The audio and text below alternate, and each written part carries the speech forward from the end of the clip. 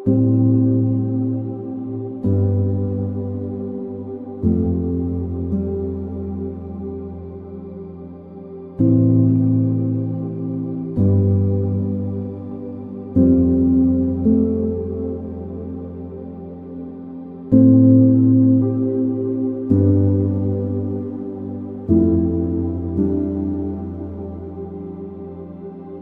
मसीह। कैसे आप लोग? बढ़िया, सच में बढ़िया। ओके, आइए प्रभु को धन्यवाद देंगे आज की सभा के लिए। बिमल भाई कुछ चीज पकड़ना माइक में। ओके, सो आइए प्रभु को धन्यवाद देंगे आज की सभा के लिए। और प्रभु भला है, हमेशा भला रहा है।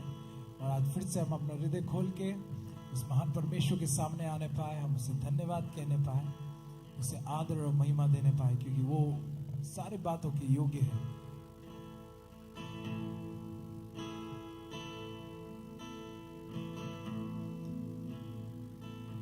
प्रभु धन्यवाद धन्यवाद धन्यवाद तेरी हुजूरी के लिए। पवित्र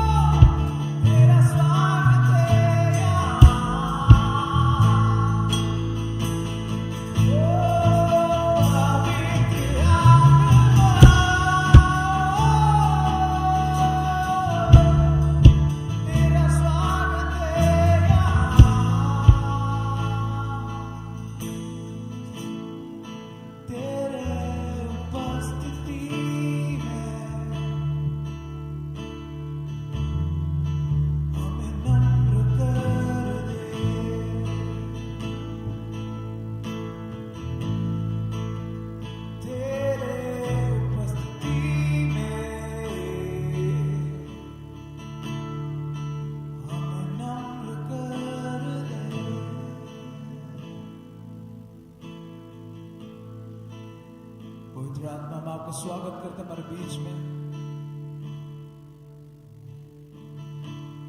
एक ऐसा हृदय आज की सुबह में दे प्रभु, जो आपके हृदय को भाने पाए। एक ऐसा जीवन जो आपको आदर और आपको महिमा से देने पाए परमेश्वर।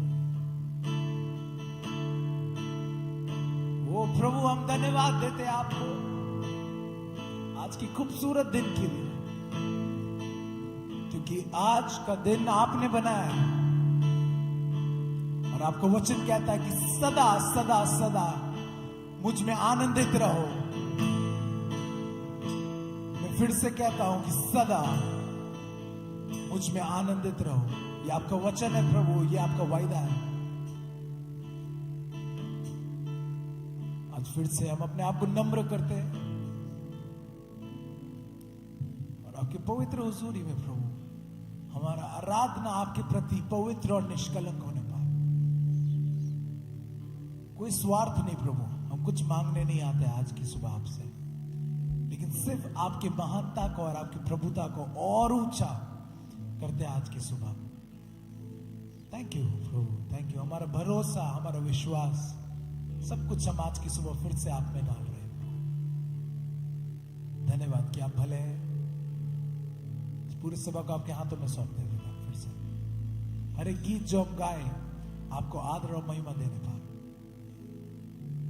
प्रार्थना मांगते मेरा उद्धार करता है यीशु मसीह के नाम से, आमीन आमीन आमीन, हालेलुया। आप सभी को फिर से जय मसीह की, बोलो बोलो यीशु मसीह की, बोलिए यीशु मसीह की। ये थोड़ा जय बुलंद वाला जय नहीं आया तो, है ना? एक और बार बोलिए यीशु मसीह की। सो आप बैठ के आराधना करना चाहते हैं, खड़े होकर करना चाहते हैं, ये आपके ऊपर में, ठीक है? सो सबसे पहला चीज अपने बगल वाले से जरूर जय मसीह कर लिए। जय मसीह, आपका स्वागत है। अगर वो पहली बार, अच्छा कितने लोग पहली बार आ रहे हैं यहाँ पे? कोई है? अपने हाथों को उठा सकते हैं। ओके, क्या हम एक जोरदार ताली बजा सकते हैं उनके लिए? हम हमेशा इसे आखिरी में करते हैं, लेकिन आज पहले कर ले रहे हैं। ओके, आप लोगों का स्वागत है। आइए हम आज मिलकर परमेश्वर को आराधना दें, प्रभु को धन्यवाद दें। और ये गीत आप में से कितनों को पता है? मेरे साथ में गाएंगे। यीशु तेरी दया से मैं जीवन जीता, कितनों को आता है? यीशु तेरे कृपा से मैं आगे बढ़ता। कम ऑन, आप गाएंगे। यीशु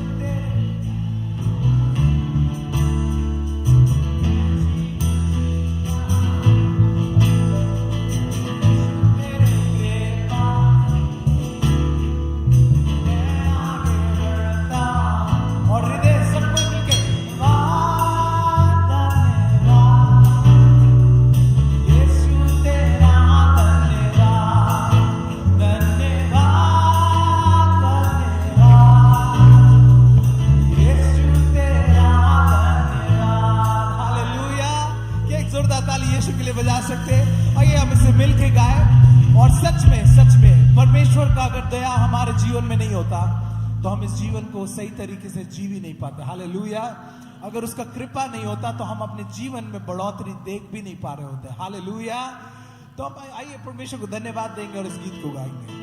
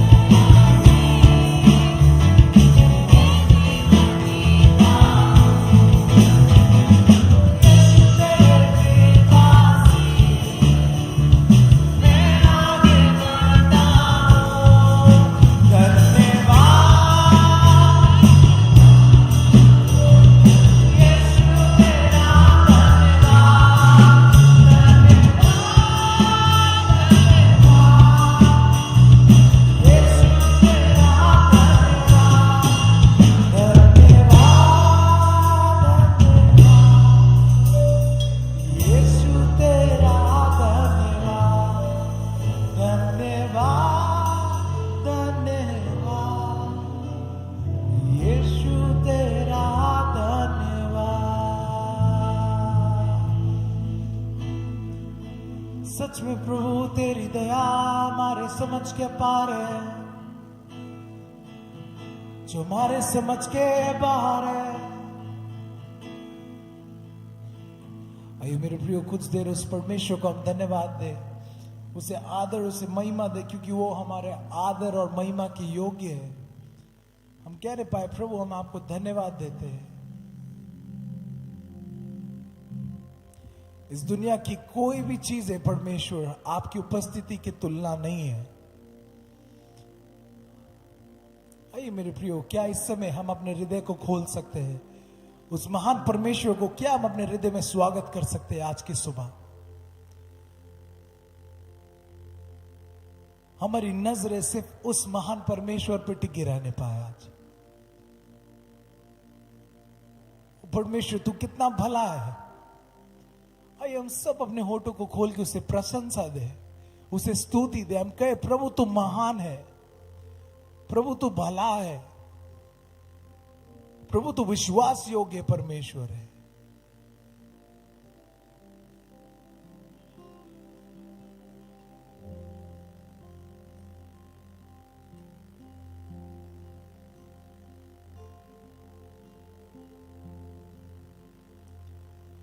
कितना अच्छा है वो, कितना धन्य है वो, यीशु ही मेरे जीवन का साथी।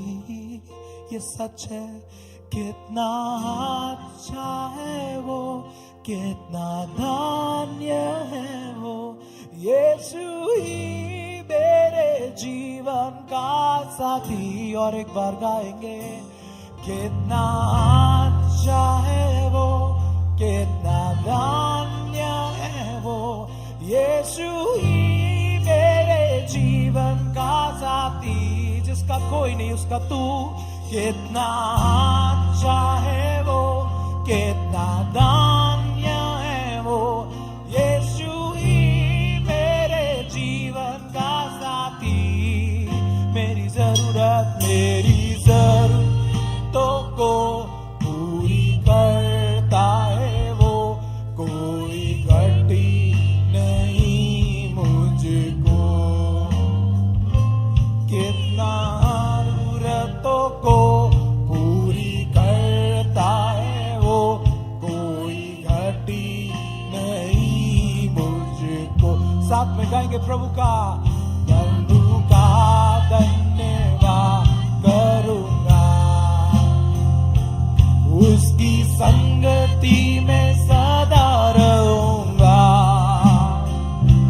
साथ चलूंगा मैं जय जरूर पाऊंगा, साथ चलूंगा मैं जय जरूर पाऊंगा।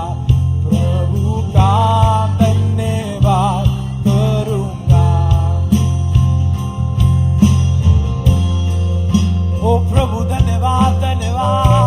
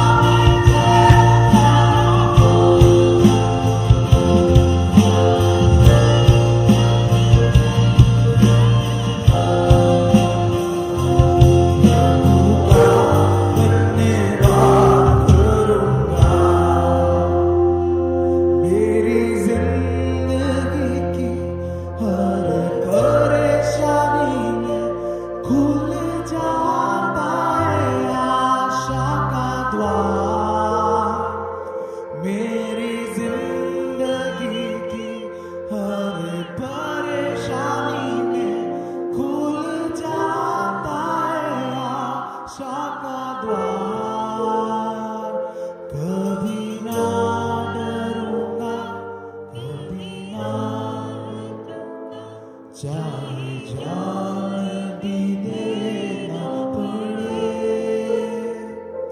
कभी ना हटूंगा, चाहे जान भी देना।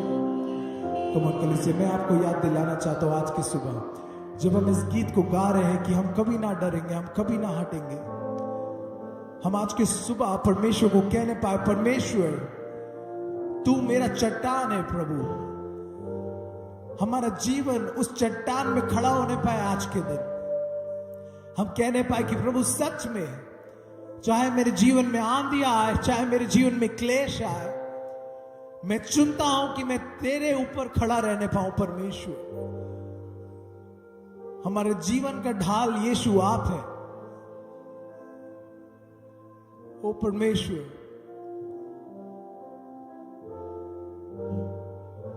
कभी ना डरूंगा, कभी ना हटूंगा, चाहे जान भी देना पड़े, कभी ना डरूंगा, कभी ना हटूंगा, चाहे जान भी देना पड़े। प्रभु का धन्यवाद, उसके संगति में सदा रहूंगा, साथ चलूंगा मैं जैसा पाऊंगा, साथ चलूंगा मैं जैसा पाऊंगा। प्रभु का धन्यवाद करूंगा, ओ तेरी स्तुति।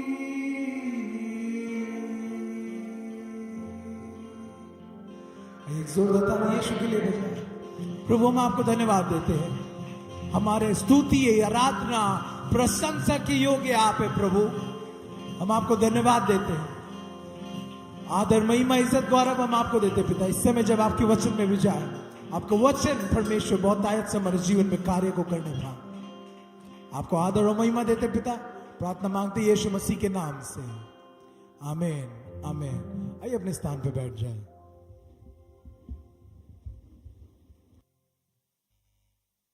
सभी को जय मसीह की। परमेश्वर को धन्यवाद देते हैं आज के दिन के लिए। हम आज कल शाम को हम लोगों ने गाना रिलीज किया। आपने पोस्टर इधर उधर देखा होगा। हर साल हम लाइफ अवार्ड इवेंट करते हैं, आपको मालूम है। साल में हम एक बार करते हैं। विशेषकर हम जवानों को मद्देनजर रखकर इसे करते हैं और सैकड़ों जवानों तक हम प्रभु के वचन को गीत के साथ, वचन के द्वारा लेकर जाते हैं। और पिछले साल 2025 में भी हमने एक गीत को, और हर साल हम जब लाइफ अवार्ड करते हैं, हम एक या दो गीत वहाँ पे शूट भी करते हैं, मतलब वीडियो रिकॉर्ड भी हम करते हैं। और उसका एक गाना कल शाम में रिलीज हुआ। हम चाहते हैं उसे हम सर्वप्रथम देख सके, उसके बाद हम प्रार्थना करेंगे। ये गाना हो सकता है थोड़ा ज़्यादा लाइट और साउंड के साथ है, विशेषकर जवानों को दिमाग में रखकर किया गया है। तो आप जब इसे देख रहे हैं, आप प्रभु से प्रार्थना करें और कि परमेश्वर इस गीत के द्वारा हमारे इस प्रदेश के इतने सारे जवान जो संसार में खोए हुए हैं, उनके साथ हमारी कलीसिया एक रिश्ता बना सके, उनसे परमेश्वर के संदेश को हम बांट सके। उसके बाद हम प्रार्थना में जाएंगे। आइए हम इस गीत को देखें।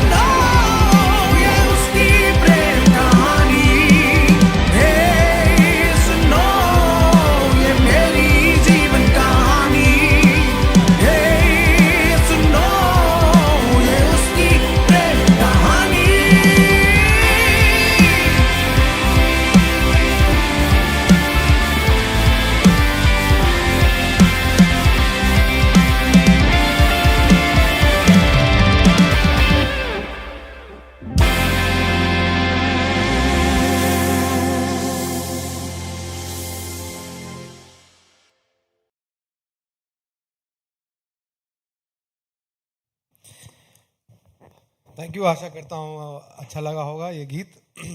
कुछ लोगों को अच्छा लगा होगा, कुछ लोगों को लगा होगा थोड़ा ज़्यादा है। चलता है। हम हर गीत प्रभु की महिमा के लिए करते हैं, और प्रभु इस गीतों को उन लोगों को जीतने के लिए उपयोग करे जिन लोगों से ये ऐसी गीत बात कर सकती है, प्रभु की महिमा कर सकती है। और हम जानते हैं कि हमारा ये झारखंड बड़ा है, जवान ज़्यादा है, और उन तक प्रभु के प्रेम को लेके हमें पहुंचना है। ये एक तरीका है। हम प्रार्थना करेंगे। इस वक्त एक छोटी सी गवाही है हमारे बीच में डैनियल।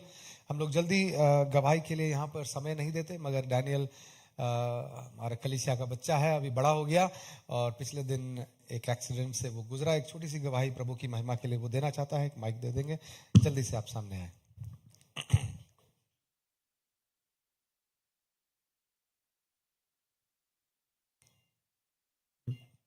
सभी को जय मसीह की। पिछले साल के नवंबर महीने में कारो जा रहे थे, तो उस रास्ते में एक्सीडेंट हुआ। फिर हॉस्पिटल लाए गए रात के 12 बजे आसपास में, और डॉक्टरों ने बोला कि एक्सरे में तो फ्रैक्चर नहीं दिख रहा है स्पाइन में, बट जब एमआरआई हुआ अगले दिन तो 4 हड्डी टोटल फ्रैक्चर हुई थी स्पाइन की। और डॉक्टर ने बोला कि बहुत लकी है कि ये बच गया, नहीं तो मोस्ट केसेस में पैरालाइज हो जाता है और बाकी लोग तो। और आज 3 महीना बाद मैं वापस से चर्च आ पा रहा हूँ, और भगवान प्रभु ने मुझे, यीशु ने चंगा किया है। प्रभु की ये बड़ी अनुग्रह है। मैं प्रभु को धन्यवाद देना चाहूँगा। ये एक्चुअली मेरा तीसरा एक्सीडेंट है। पिछले 3 साल में एक एक्सीडेंट हुआ है, और हर एक एक्सीडेंट के थ्रू प्रभु ने जीवित उठाया है, एक नए जीवन को दिया है। उसके लिए मैं प्रभु को धन्यवाद देना चाहूँगा। उम्मीद करता हूँ ये गवाही से आप सबको आशीष मिले।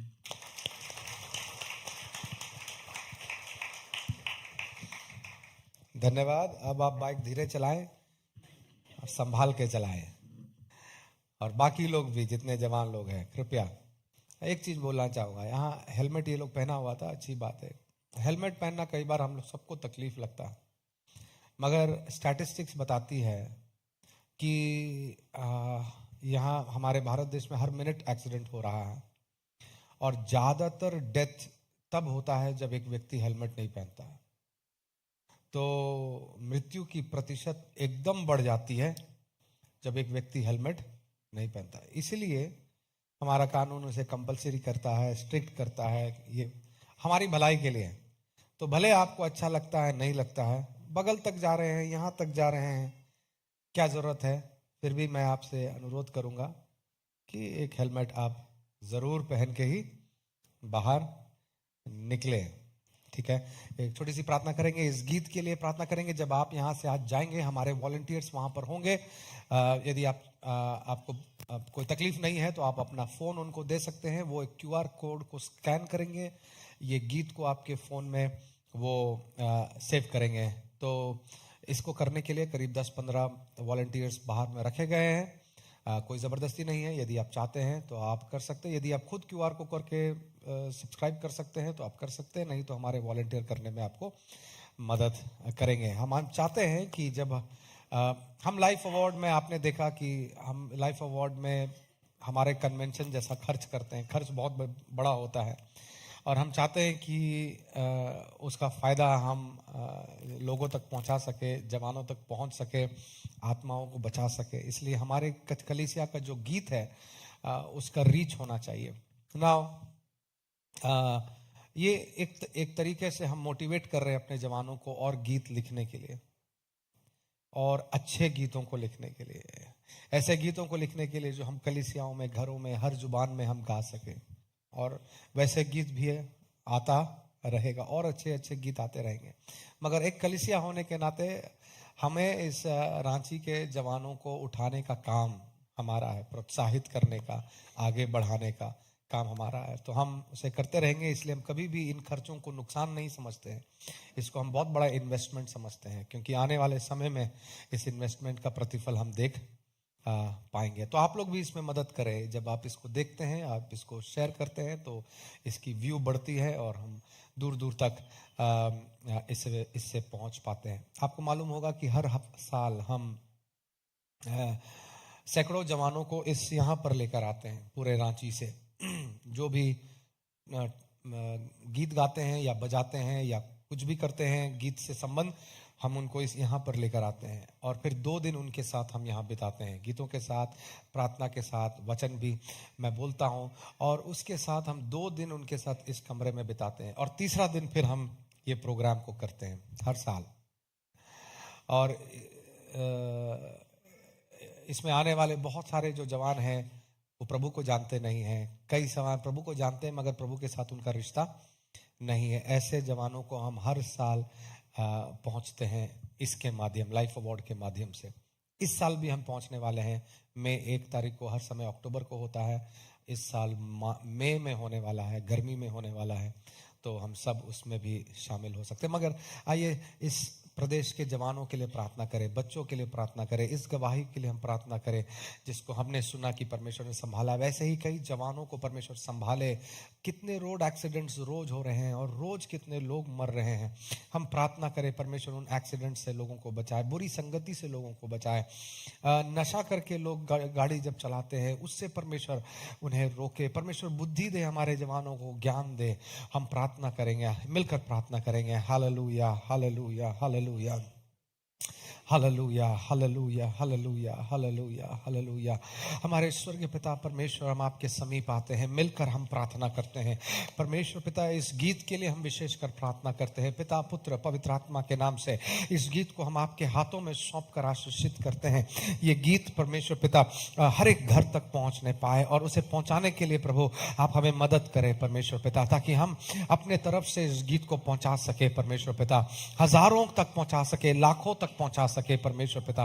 होने दे कि हमारे कलीसिया में और भी जवान खड़े होने पाए, गीत लिखने के लिए खड़े होने पाए, प्रभु के लिए एक नया गीत गाने के लिए खड़े होने पाए। अपने नाम के लिए नहीं, अपनी महिमा के लिए नहीं, प्रभु के नाम के लिए, प्रभु की महिमा के लिए करने के लिए, सच्चे हृदय से, सच्चे मन से करने के लिए प्रभु तू सहायता कर। प्रभु हमारे इस प्रदेश के जवानों के लिए प्रार्थना करते हैं, उन्हें पाप के बंधनों से बाहर निकाल, नशा के बंधनों से बाहर निकाल, खुदावंद बुरी संगति से बाहर निकाल, लड़ाई झगड़ों से बाहर निकाल। परमेश्वर तू मदद कर। हर साल प्रभु इस लाइफ अवार्ड से कई आत्माओं तक हम प्रभु का प्रेम पहुंचा सके। परमेश्वर हम प्रार्थना करते, एक अच्छी गवाही को हमने सुना, जिस तरह तूने उन्हें उसे सुरक्षा दी, उसी प्रकार कितने जवान रोज रोड एक्सीडेंट्स में मर रहे हैं प्रभु, हम उनके लिए तेरी दया मांगते हैं। उनकी बुद्धि को खोल दे प्रभु, उनके आंखों को खोल दे, उनको सुरक्षा तू प्रदान कर। हमारे बच्चों को, हमारे परिवारों को आपके सुरक्षित हाथों में मांग लेते हैं, उन्हें भी संभाल कर रख परमेश्वर। धन्यवाद देते हैं। आज के वचन से हमसे बोल, बातचीत कर।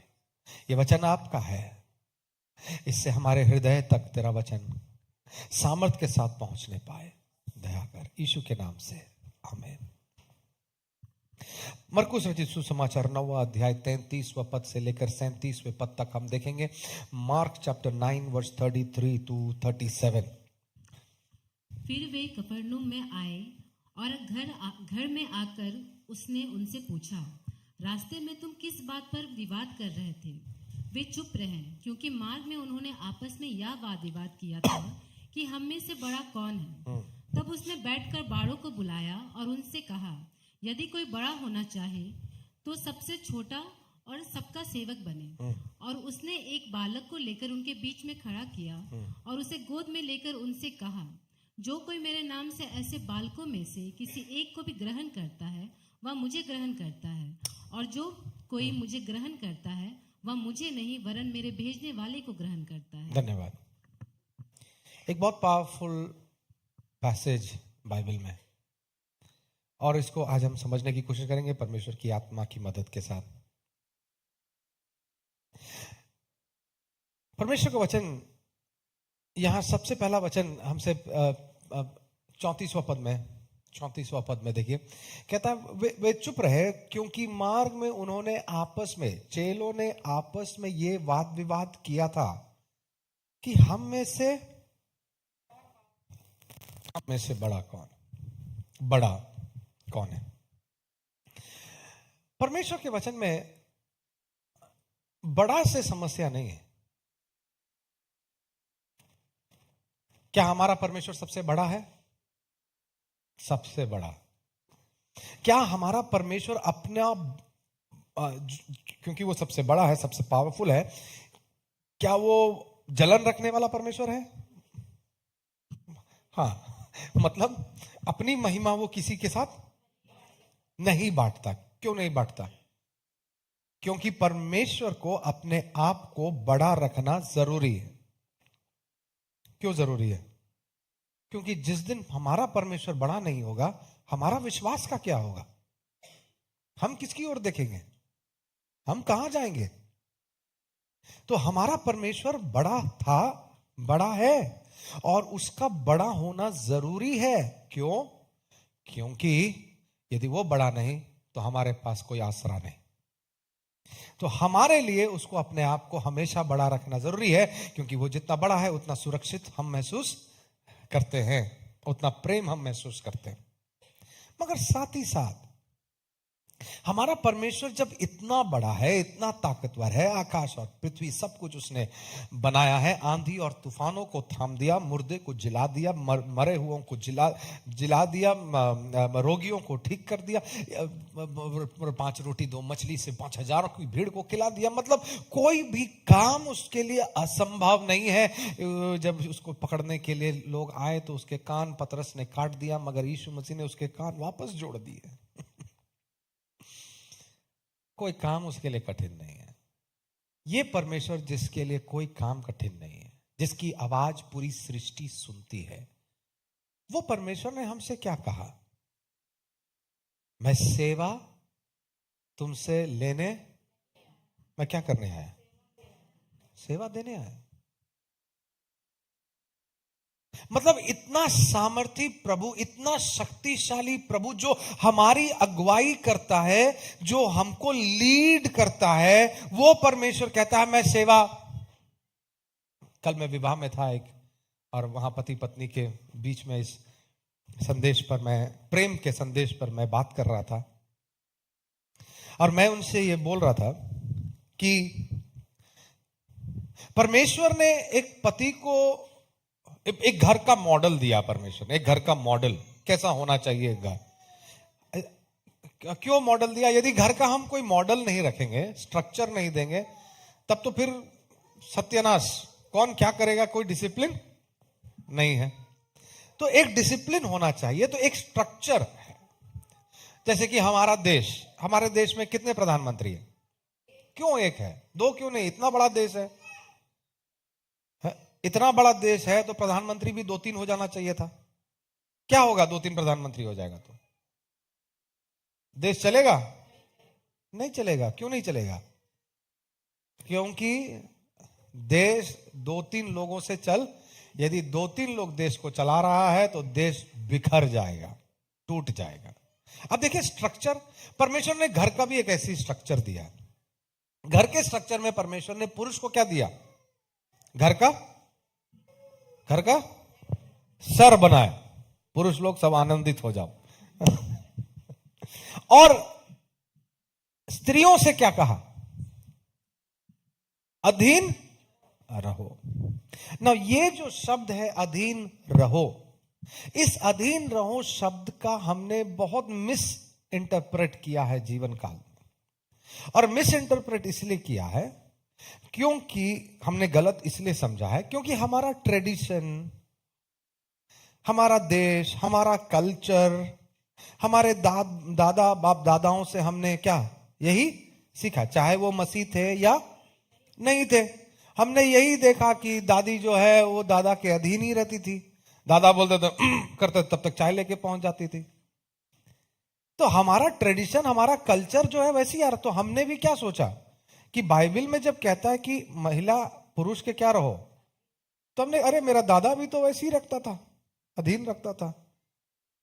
ये अधीन नहीं है, इसको बाइबल अधीनता नहीं कहती है। और आज हम समझने की कोशिश करेंगे कि ये है क्या। तो परमेश्वर का वचन हमने यहां पर देखा, जब परमेश्वर इतना बड़ा है, परमेश्वर इतना बड़ा है, वो परमेश्वर कहता है मैं सेवा लेने नहीं, मैं सेवा करने।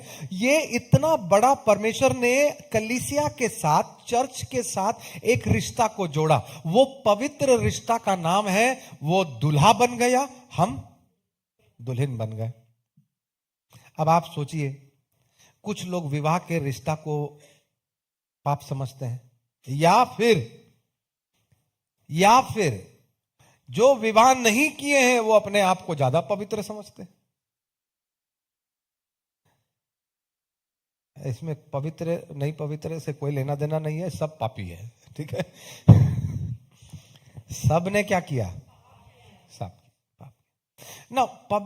विवाह इतना पवित्र है कि परमेश्वर ने अपना रिश्ता कलीसिया के साथ जोड़ दिया। इससे पवित्र और क्या हो सकता है, इससे पवित्र और कुछ नहीं हो सकता। मगर जब पाप इस संसार में आया तो हर अच्छा चीज क्या हो गया, श्रापित हो गया। जैसे कि हमारा प्रेम करना क्रोध में बदल गया, हम शेयर करना सेल्फिश हो गए, हम कुछ जो बांट के खाते थे अब हम सिर्फ अपने लिए बचाकर रखते हैं। वैसे ही विवाह का रिश्ता में व्यभिचार आ गया, लूचपन आ गया, गंदे काम आ गए, पवित्र नहीं रहा। वैसे जैसे सब चीज श्रापित हुआ इस देश में, हम विवाह का रिश्ता भी श्रापित हुआ। इसलिए आज इस संसार में व्यभिचार बढ़ रहा है। बढ़ क्या रहा है, व्यभिचार उस समय से है जब से सृष्टि की आरंभ हुई, उस समय से उतना ही पाप है, आज भी उतना ही है। ये चलता जा रहा है। क्यों चलता जा रहा है, क्योंकि ये पवित्र रिश्ता मनुष्य ने पाप से क्या कर दिया, गंदा कर दिया। मगर विवाह कभी पाप नहीं है, विवाह परमेश्वर की मर्जी है। संसार में पाप आने से पहले परमेश्वर ने क्या कहा था आदम और हवा से, फूलो फलो पृथ्वी भर में। ये परमेश्वर की योजना थी कि वो फूलेंगे फलेंगे, उनके बच्चे होंगे, वो और बढ़ेंगे। परमेश्वर की योजना थी ये। उसके बाद पाप आया और फिर यही अच्छी योजना खराब हो गई। उसका मतलब ये नहीं कि पवित्र कोई भी चीज विवाह के बाहर या विवाह से बढ़कर बाहर किसी के साथ भी रिश्ता पाप है, क्योंकि ये पाप से आया। मगर विवाह पवित्र है, इसको पाप हम कभी ना समझे। तो अब सुनिए, अब यदि विवाह पवित्र है, परमेश्वर ने अपने आप को, क्योंकि परमेश्वर सबसे बड़ा है, सबसे बड़ा, हमें इसमें कोई दिक्कत नहीं है, मगर वो बड़ा परमेश्वर जो दुल्हन है, हम कलीसिया, इस कलीसिया का अगुवाई करता है, हमारा लीड करता है, वो कोई दिक्कत नहीं। मगर वो लीड करने समय अपनी कलीसिया का पांव भी धोता है, पांव धोता है। प्रभु यीशु मसीह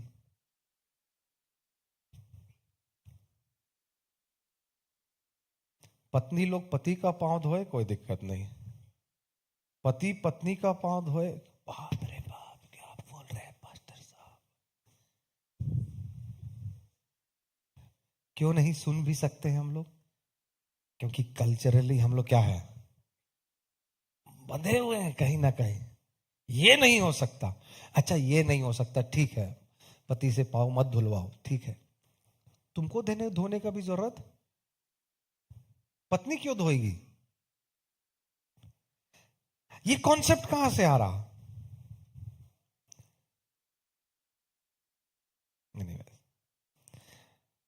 मुझे पांव धुलवाने से बहुत दिक्कत होता है।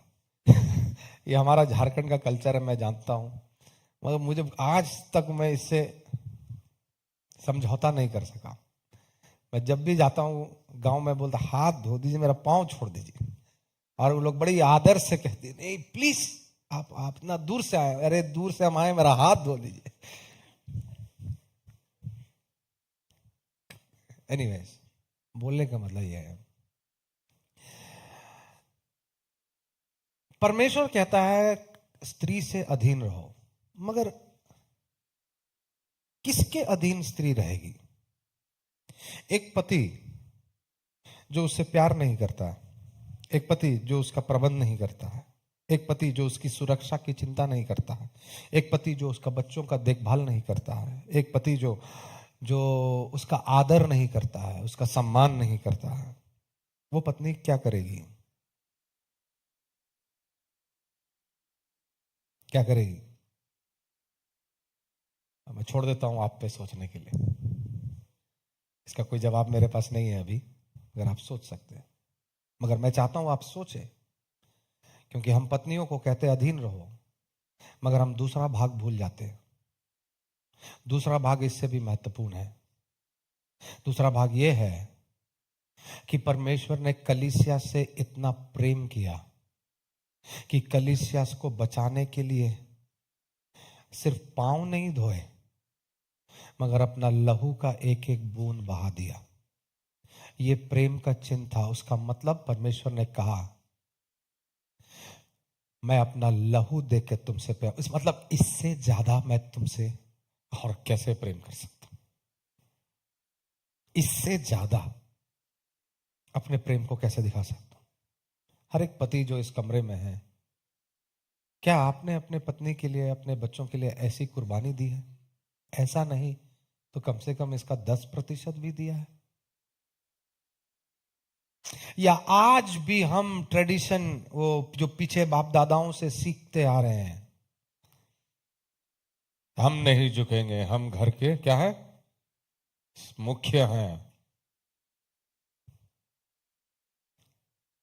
प्रभु यीशु मसीह हमारा मुख्य था, मुख्य है, मगर वो झुका और अपने चेलों के पांव को अपने हाथों में लिया और उसे अपने हाथों से धोया। और पहली बार इस संसार में प्रभु यीशु मसीह ने सर्वेंट लीडरशिप का पहचान दिया। मैं अभी कुछ पढ़ाई कर रहा हूं और मेरी पढ़ाई में कुछ बिजनेस स्टडीज भी है। जब मैं सेकुलर बिजनेस स्टडीज है, मैं सेकुलर बिजनेस स्टडीज को जब मैं कर रहा हूं, मुझे एक भी ऐसा प्रिंसिपल नहीं दिखता है जो सर्वेंट लीडरशिप पर बात करता है ना। वो सारे जो प्रिंसिपल्स है, कोई खराब प्रिंसिपल्स नहीं है, सब अच्छे प्रिंसिपल्स है। बहुत सारे बिजनेस प्रिंसिपल्स है, खराब नहीं है, अच्छे है, उसमें से बहुत सारी चीजों को मैं उपयोग कर सकता हूं, मगर सर्वेंट लीडरशिप नहीं है। क्योंकि सर्वेंट लीडरशिप मतलब दासत्व भी, दास भी है और अगुए भी है, दास भी है और अगुए भी हैं। ये सिर्फ हमको बाइबल सिखा सकता है, सिर्फ बाइबल सिखाता नहीं, यीशु मसीह का चरित्र हमको दिखाता भी है। कैसे वो सर्व सामर्थी था और कैसे वो नम्रता में झुक गया और कहा, मैं तुम्हारी अगुवाई करूंगा, मगर इसके बदले में मुझे तुम्हारी सेवा नहीं चाहिए। मैं तुम्हारी अगुवाई करूंगा और सेवा भी मैं तुम्हारी करूंगा। ध्यान दीजिएगा, हर एक पिता जो इस रूम में है और हर एक पति जो इस रूम में है, आपको अधीन रखने के लिए नहीं बुलाया। आपकी कुर्सी, आपका प्लेट, आपका जगह, ये मेरा मेरा, वो सबसे बाहर निकलिए। आपकी कुर्सी में कोई भी बैठ सकता है, कोई दिक्कत नहीं है। आज किसी का अपना फेवरेट कुर्सी है तो छोड़ दो आज से। ऐसा नहीं कि पापा आया तो पापा का कुर्सी से सब उठ गया, अरे बैठो यार, कोई बात नहीं।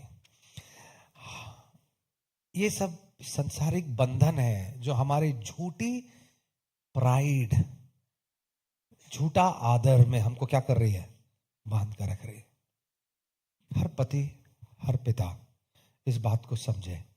हां, आपको डरने और सहम के पीछे रहने के लिए प्रभु ने नहीं बुलाया, आपको सामने रहकर आपके घर की अगुवाई करने के लिए बुलाया। मगर जब अगुवाई आप कर रहे हैं तो कैसे करेंगे? डराकर, धमकाकर, डांटकर, डपटकर, या प्रभु यीशु के समान उनकी सेवा कर कर? ध्यान से सुनिए, यदि हम प्रभु यीशु के समान अपनी पत्नी से, अपने बच्चों से प्रेम कर पाएंगे तो आपको उन्हें अधीन रखना नहीं पड़ेगा। वो खुद ब खुद आपके अधीन हो जाएंगे। यही बाइबल सिखा रही है। बाइबल कभी नहीं बताती है अधीन रखो। बाइबल बताती है पत्नियों से अपने पति के क्या हो जाओ, अधीन हो जाओ ना। तो फिर उनका क्या करे, जैसे मैंने पहले सवाल पूछा था, जिनका पति प्रेम नहीं करता। प्रभु कहता है पत्नियों से फिर भी उसके अधीन रहो, क्योंकि तुम्हारे, पहला पत्रस 3 उसका 7 में, तुम्हारे चरित्र को देखकर, तुम्हारे प्रेम को देखकर वो भी एक दिन बदल जाएगा। वो भी एक दिन बदल जाएगा। तब तक के लिए तुम मेरी बात को मानो और मेरे प्रेम से संतुष्ट रहो। एनीवेज, आप मेरी बात को समझ रहे हैं। परमेश्वर का वचन हर एक घर में, यदि हमारे घर में प्रेम नहीं है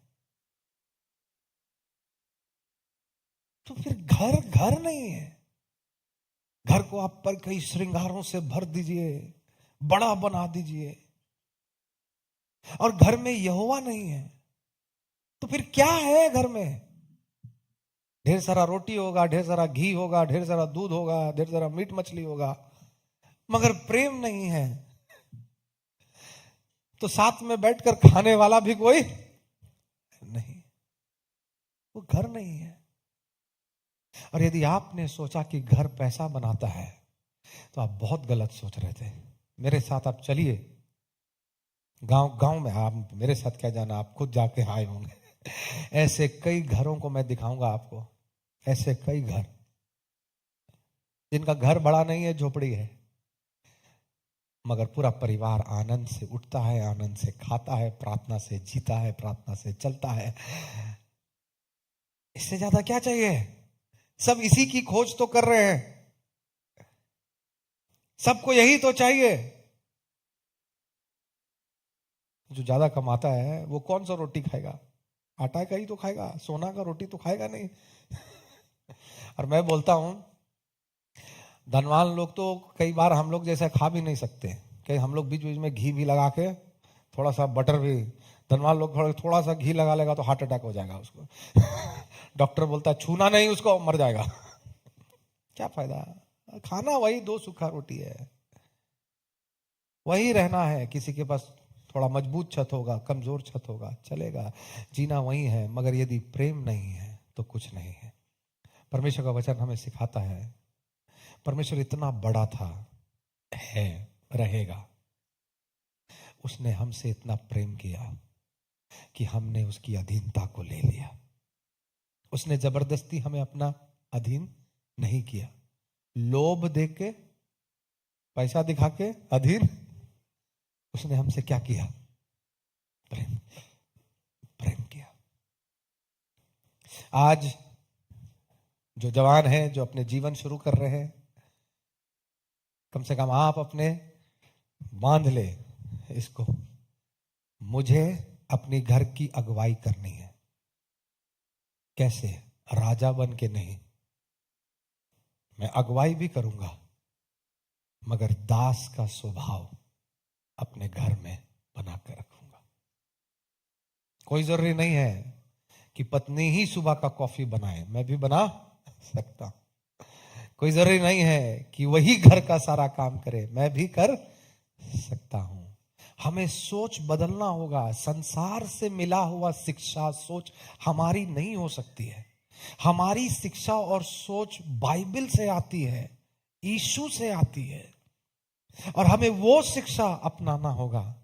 और हमें राजा का सोच को छोड़कर दासत्व का सोच अपनाना पड़ेगा। और साथ ही साथ एक तरफ हम दास हैं, सेवा करते हैं सबका, मगर दूसरा तरफ ये भी नहीं भूलना कि परमेश्वर हमें डरा हुआ, सहमा हुआ, पत्नी के पीछे छुपे रहने वाला पुरुष बनाया है। नहीं, परमेश्वर ने आपको घर की अगुवाई करने को कहा। सामने से क्या करो? घर की अगुवाई करो। Be the head of the family, but don't forget you have to serve the family. Now मैं इतना क्यों बोला इस पर? मैं इतना इसलिए बोला क्योंकि ऑब्वियसली परिवार का बारे था, जरूरी था, मगर मैं इसलिए भी बोला क्योंकि परमेश्वर इतना बड़ा है और यहां पर समस्या है कि चेले कहते हैं हम में से बड़ा कौन है ना। बड़ा होना कोई गलत बात नहीं है, जैसे कि हमने अभी परमेश्वर के बारे में बताया। हम और आप सबके इच्छा है कि हम जीवन में अच्छा करें, है कि नहीं? हम आगे बढ़ना चाहते हैं या पीछे जाना चाहते हैं? जीवन में आगे बढ़ना चाहते हैं, मतलब हम सब कुछ अच्छा करना चाहते हैं, हम अचीव करना चाहते हैं, हम मेहनत करना चाहते हैं। हम पढ़ते क्यों हैं? ताकि हम आगे, हम काम क्यों करते हैं? ताकि हम अच्छा कर सके। तो अच्छा करने की जो इच्छा है वो हमारे अंदर किसने डाला है? परमेश्वर ने डाला है। परमेश्वर ने हमसे क्या कहा है? परमेश्वर ने कहा है कि you are just lower than the God. परमेश्वर पिता से क्या हो तुम? थोड़े छोटे हो। मगर उसका मतलब क्या है? स्वर्गदूतों से भी हम क्या है? हम बड़े हैं।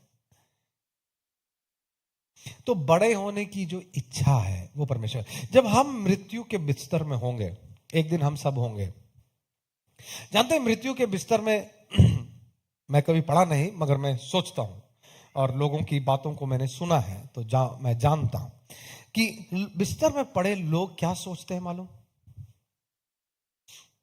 ये नहीं सोचते हैं कि कल हमको क्या करना है।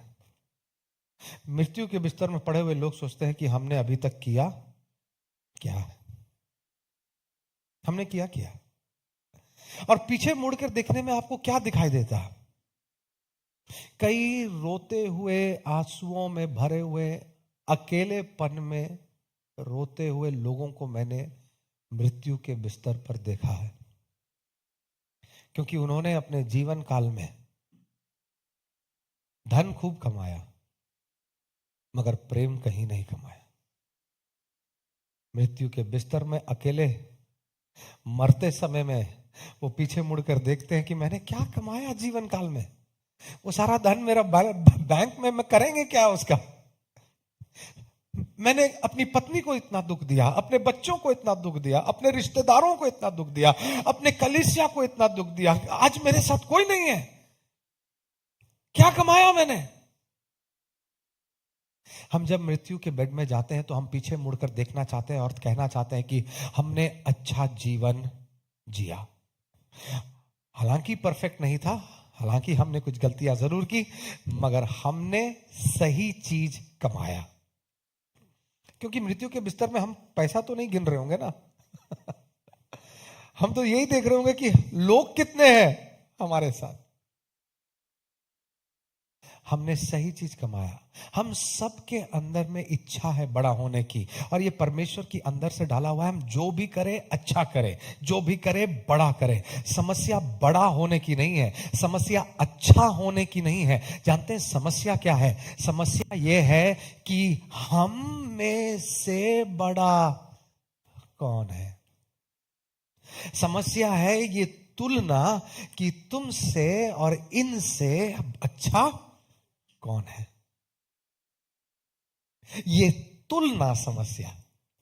पतरस है, यूहन्ना है, नथानियल है, मत्ती है, सब सारे चेले यीशु मसीह के साथ में हैं और ये सारे यीशु मसीह के पीछे चल रहे हैं। वो जो अगुवाई कर रहा है, जो उनकी सेवा कर रहा है, और ये लोग पीछे।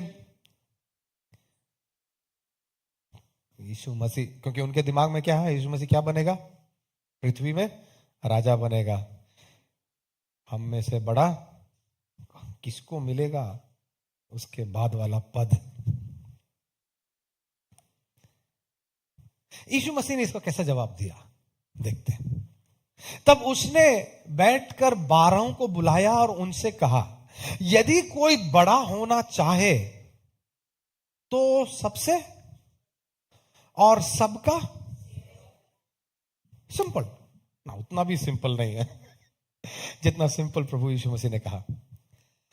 जो सबसे बड़ा बना है वो सबसे छोटा हो जाए, सबकी सेवा करे।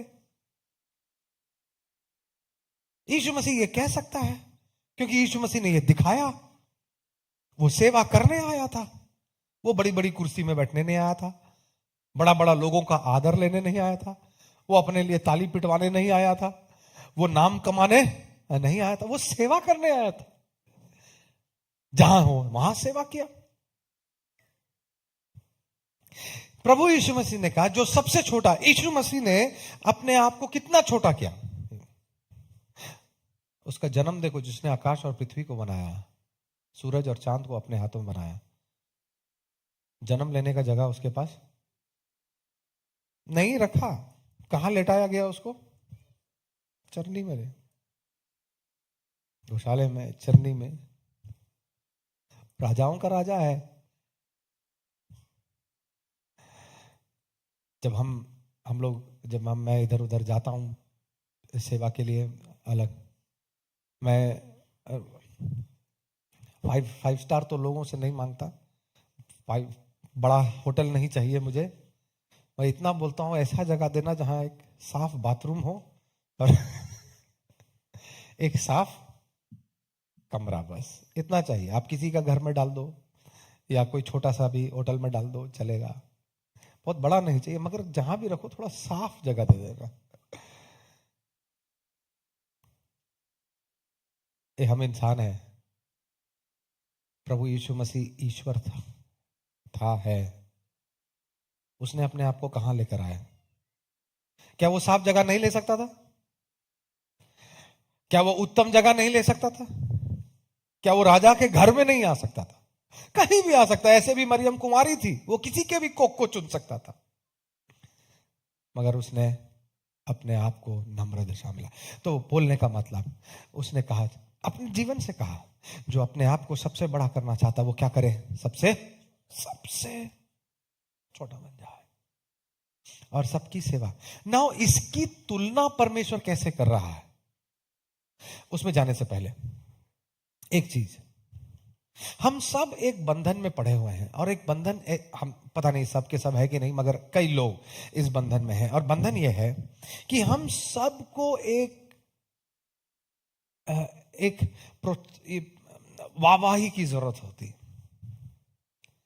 कि कोई हमेशा कहे कि अच्छा आप अच्छा गाते हैं, अच्छा बोलते हैं, तब जाके थोड़ा सा ठीक लगता। अच्छा आपने खाना बनाया। अच्छा मान लीजिए कोई खाए और कुछ ना बोले, ऐसा बोलना चाहिए। बोलने के बाद कैसा भी खाना रहे बोल दीजिए अच्छा था। कोई भी व्यक्ति, सर सोचिएगा, कोई भी व्यक्ति 1 घंटा किचन में खड़े होकर खाना बनाता है और आप कितना मिनट में खाते हैं उसको? 4 से 5 मिनट में आप खाएं, उठ के चल दिए। और उसमें भी आप बोलते हैं कि नमक नहीं था, मिर्चा नहीं था, क्या बनाई है। 1 घंटा किसी ने काम किया, अरे जैसा भी था क्या बोल दो, अगले बार और अच्छा मिलेगा। एनीवे, बोलने का मतलब कि हमेशा हमें ये जो वाहवाही की जो इच्छा है वो अच्छा नहीं है। हम वाहवाही से नहीं चलते हैं। उसका मतलब ये नहीं कि हमेशा हमको चाहिए वैल्यूएशन, कोई आकर बोले कि अच्छा है, आप अच्छा बोलते हैं, आप अच्छा गाते हैं, तब हम कर पाएंगे। नहीं, आप इससे भी अच्छा है, आप उससे भी अच्छा है, लगता है इस बार आप सारा रिकॉर्ड तोड़ देंगे। ये अच्छा नहीं है। हमें ये प्रभावित नहीं करना चाहिए। हमारा वैल्यूएशन लोगों से नहीं आता है। किससे आता है? परमेश्वर से आता है। वैसे ही लोग जो आपको उठाते भी हैं, वही लोग आपके बारे में आपका न्याय भी करते हैं। और कई बार थोड़ा सा भी आप सुन लेते हैं कि आपके बारे किसी ने बोला, आप इतना निराश हो जाते हैं। आप बोलते नहीं, उसको बुलाओ, उससे बात करेंगे, आज ही ठीक करेंगे। आज क्या, दूध का दूध का पानी का पानी। आज छोड़ दो, जाने दो। मैं करीब 15 साल हो गया सेवा में। 15 साल पहले ही इस कॉन्सेप्ट को अपने दिमाग में बैठा लिया था। हो सकता है मेरे टीचर्स लोगों ने मुझे सिखाया, अच्छा से सिखाया, समझा दिया कि ये चीज तुमको फर्क नहीं पड़ना चाहिए। अभी करीब 200-300 लोग यहाँ पे होंगे, 300-350 लोग यहाँ पर हैं। ऐसे 3 सर्विस है, मतलब करीब 1,500-1,1100 लोग कुछ हमारे चर्च में होंगे, 4 सर्विस को मिला के। आप सोच कर देखिए, 1100 लोग में आप लोग सब हमारा चर्च से प्रेम भी करते हैं, हमसे भी प्रेम करते हैं, आदर करते हैं और हमें अच्छा भी लगता है। मगर ऐसा थोड़ी है कि 1000 का 1000 आदमी बोलेगा पास्टर फिन्नी बहुत अच्छा है। ये पास्टर फिन्नी बार बार बन्नी को ही हीरो का है बना रहा। ये पास्टर फिन्नी इतना पैसा क्यों खर्चा कर रहा है, ये सब गाना नाचने फाचने क्या मिलेगा? आपको क्या लगता है? आदमी नहीं बोलता है, सोचता कुछ भी बोलता होगा। ये सब तो मैंने सुना है इसलिए मैं बोल दिया।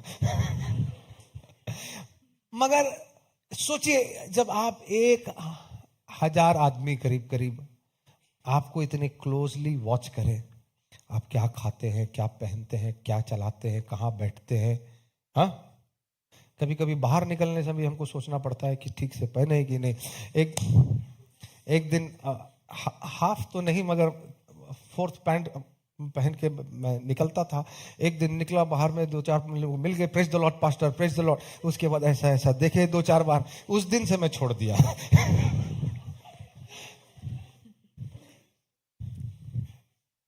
आप सोच के देखिए, 1000 आदमी जब आप मगर यदि लोगों का वाहवाही मुझे अगुवाईपन में मदद करता है और लोगों के नुक्स निकालने से मैं निराश हो जाता हूं, तो मेरा अगवापन सही नहीं है।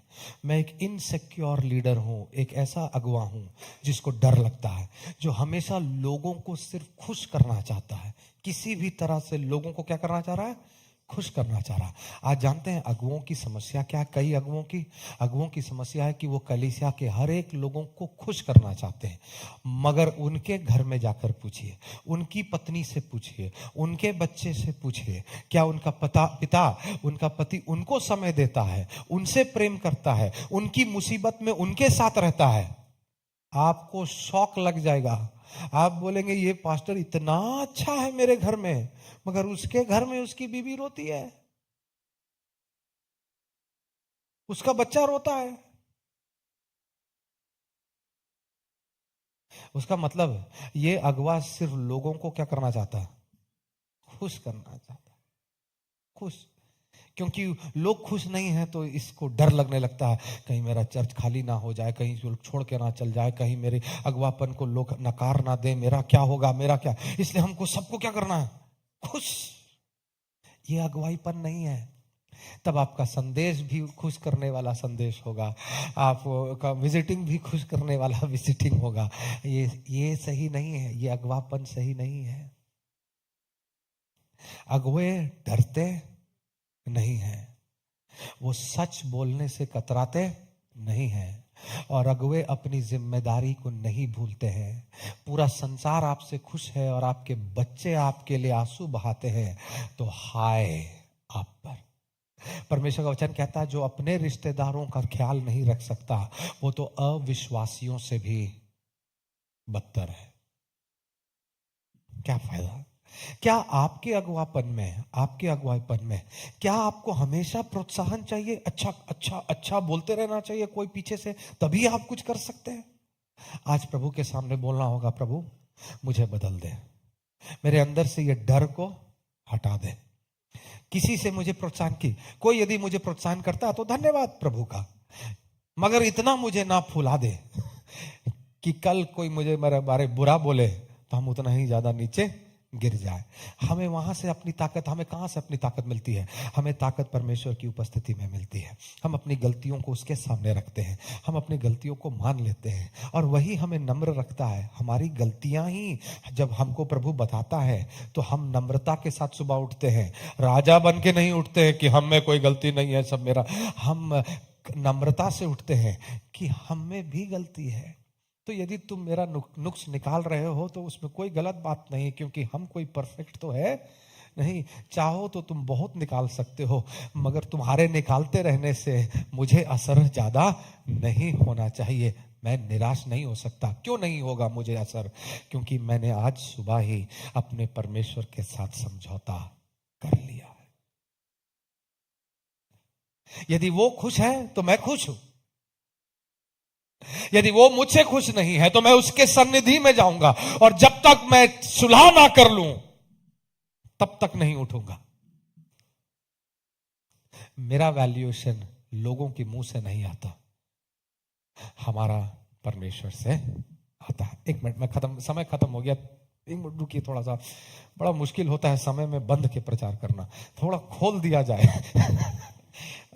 एनीवेज, उसने एक बालक को लेकर उनके बीच में क्या किया? अब देखिए यीशु मसीह तुलना कैसे कर रहा है। यीशु मसीह उनके बीच में से एक बच्चे को बुलाया, बालक को बुलाया। क्यों बालक को बुलाया? क्या दिखाने के लिए प्रभु ने बालक को बुलाया? बालक, बच्चे जो है ना, सबसे ज्यादा हम लोग नेग्लेक्ट करते हैं, उनको डांटते हैं, उन्हीं से काम उन्हीं से करवाते, ज्यादा ध्यान हम उन लोग पे देते क्यों नहीं देते? अरे बच्चा है, अरे बच्चा है। और परमेश्वर ने उस बच्चे को बुलाया, अपने पास बुलाया, अपने गोद में बैठाया और कहा, क्या कहा? अगला पद कहा, कोई मेरे नाम से ऐसे बालकों में से किसी एक को भी ग्रहण करता है, वो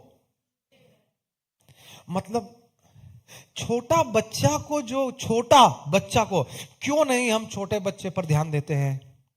क्यों नहीं हम हमारे चर्चेस के अंदर में, Sunday school, children church, VBS, ये सब में ध्यान लोग नहीं देते हैं? क्यों हम लोग सिर्फ बड़े लोगों को ज्यादा ध्यान देते हैं और छोटे लोगों को ज्यादा ध्यान नहीं देते? क्योंकि इट्स अ थैंकलेस जॉब। वहां से कोई धन्यवाद नहीं बोलता आपको, वहां से कोई नहीं बोलता बहुत अच्छा बोले मिस, बहुत अच्छा बोले मैम, कोई नहीं बोलता। बच्चा आता है, जो आप सिखाते हैं सीखता है, चिल्ला के वो खेलने चला जाता है, वो आपको मुड़ के नहीं बोलता धन्यवाद। आपको क्या नहीं मिलता? एनर्जी। कैसा बच्चा है लोग। आप सोचिए, स्कूल में, कॉलेजेस में हम बच्चों के साथ कैसे बिहेव करते हैं, कैसे हम करते हैं, ध्यान दे। आप लोग सब स्कूल में पढ़े हैं, तो हम कॉलेज में पढ़े हैं, तो आप जानते हैं कई बार हम अपने जगह का अधिकार उपयोग करते हैं, है ना? मगर उसी स्कूल में अनेक टीचर में एक टीचर होती होगी जिसके बच्चे लोग सब फिदा है? Ma'am ma'am ma'am, sir sir sir करके सब बच्चा उससे मिलना। वो जब टीचर जा रहा होता है स्कूल से तो सब रोने लगते हैं, वो टीचर आ रहा होता है तो सब ताली बजाने लगते हैं। एक टीचर जो है पूरे स्कूल को प्रभावित किया हुआ है। कारण क्या है? क्या कारण है? उसका प्रेम भरा स्वभाव या उसका क्रोध भरा स्वभाव? सिंपल। प्रेम में जितना ताकत है उतना अपने अधिकार को गलत उपयोग करने में ताकत नहीं। आपके घर के बच्चे यदि आपका नहीं सुनते हैं तो गलती आपका भी है। माफ कीजिएगा, यदि बच्चे, माँ बाप यहां बैठे हैं तो दोनों बच्चा भी खुश हो जाएगा, ठीक बोल रहा है। क्या गलती है?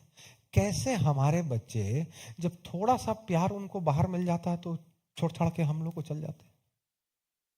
हमारा प्यार इतना कमजोर कैसे हो गया कि बाहर का भैया दीदी लोग उसको आकर्षित कर दे रहे हैं? हमारा प्यार इतना कमजोर कैसे हो गया कि बाहर के दोस्त उसको आकर्षित कर दे रहे हैं? और जब वो आकर्षित करते हैं तो हम सर पीटते हैं, क्योंकि हमने कभी क्या नहीं दिया? समय नहीं दिया, प्रेम नहीं दिया, बैठा नहीं, उसकी बात को सुना नहीं। स्कूल में क्या हुआ है? क्या स्कूल में होगा, पढ़ो ढंग से।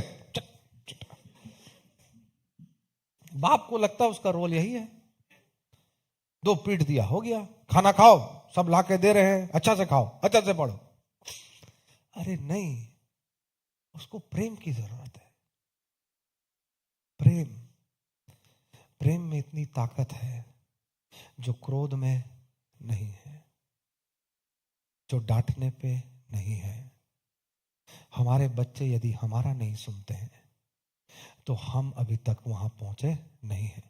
हम किसको खुश करने में लगे हुए हैं? अपने बॉस को ऑफिस में, अपने कस्टमर को बिजनेस में, हम सबको खुश करने में लगे हुए हैं, मगर जब घर आते हैं तो अपनों को पानी लाओ, जूता पॉलिश करो, ये करो। बाहर जाके बॉस को जी बस जी बस, क्योंकि वहां से क्या आता है, यहां से क्या आता है, खर्चा। विपरीत है। इसलिए यहां हम प्यार नहीं है, पत्नी के लिए समय नहीं है, बच्चों के लिए समय नहीं है, और हम बोलते हैं हमारा घर ईश्वरीय घर होना चाहिए। कैसे होगा? परमेश्वर का वचन कहता है जो इन छोटे बच्चों को, तो जो नए माता पिता है आपके लिए अच्छा है, अभी से एक नई शुरुआत कर सकते हैं आप। परमेश्वर कहता है जो इन बच्चों को ग्रहण करता है, परमेश्वर ने इस बच्चों को अपने साथ जोड़ा है और कहा है वो मुझे ग्रहण करता है। थैंकलेस जॉब है, बहुत धन्यवाद नहीं मिलेगा, यही बच्चे बड़े हो जाएंगे और फिर भी धन्यवाद नहीं देंगे, कोई बात नहीं, मगर जो तुमने इस बच्चे को ग्रहण किया, तूने मुझे ग्रहण किया। उसके लिए समय लगता है, उसके लिए प्रेम लगता है, और ये परमेश्वर प्रदान करता। आज हमारे घर में एक नए कार की जरूरत नहीं है, हमारे घर में प्रेम की जरूरत है।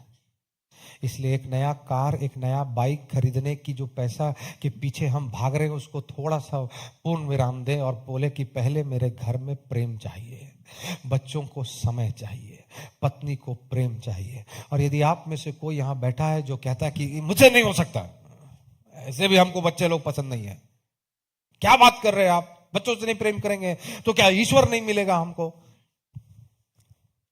और मैं सही कह रहा हूं, यदि आप बच्चों से प्रेम नहीं करते और बच्चे आपको चिड़चिड़ा लगते हैं और आप बच्चों से क्रोध करते हैं, तो आज प्रभु के सामने आपको प्रार्थना करने की जरूरत है कि प्रभु मेरे मन को परिवर्तित कीजिए। क्योंकि याद रखिएगा वो हमारा पिता है, हम उसके संतान हैं। जैसे हम बच्चों के साथ करते हैं चिड़चिड़ापन, यदि वो भी हमारे साथ चिड़चिड़ाए तो क्या होगा? हाँ, वो हमारे साथ दयालु है, कृपालु है, हमारी हर गलती को क्षमा करता है, रोज हमको दया देता है। सोच कर देखिए, वो दूल्हा भी है, वो पिता भी है, तो हमारे पास एक डबल जिम्मेदारी है। हमें एक अच्छा पति बनना है, हमें एक अच्छा पिता बनना है, और पत्नियों याद रखो तुम्हें एक अच्छी पत्नी बनना है और तुम्हें एक अच्छी माँ बनना है। और संसार की बातों को में समय दो, कोई बात नहीं, मगर अपना घर का समय को उनसे छीनो मत। परमेश्वर का वचन कहता। तो आखिरी, हमारे संडे स्कूल में प्रभु को धन्यवाद हो, हमारे संडे स्कूल में इनफ टीचर्स हैं जो इस संडे स्कूल के, हमारे चिल्ड्रन चर्च में इनफ वॉलंटियर्स हैं, 10-15 वॉलंटियर्स हैं। हमारे वीबीएस में हमारे पास करीब 50 वॉलंटियर्स होते हैं जो सब बच्चों की सेवा करना चाहते हैं। ये अच्छी बात है, मगर मैं बाकी लोगों से पूछना चाह रहा हूं, आप भी ये सेवा कर सकते हैं, संडे स्कूल में आप भी भाग ले सकते हैं।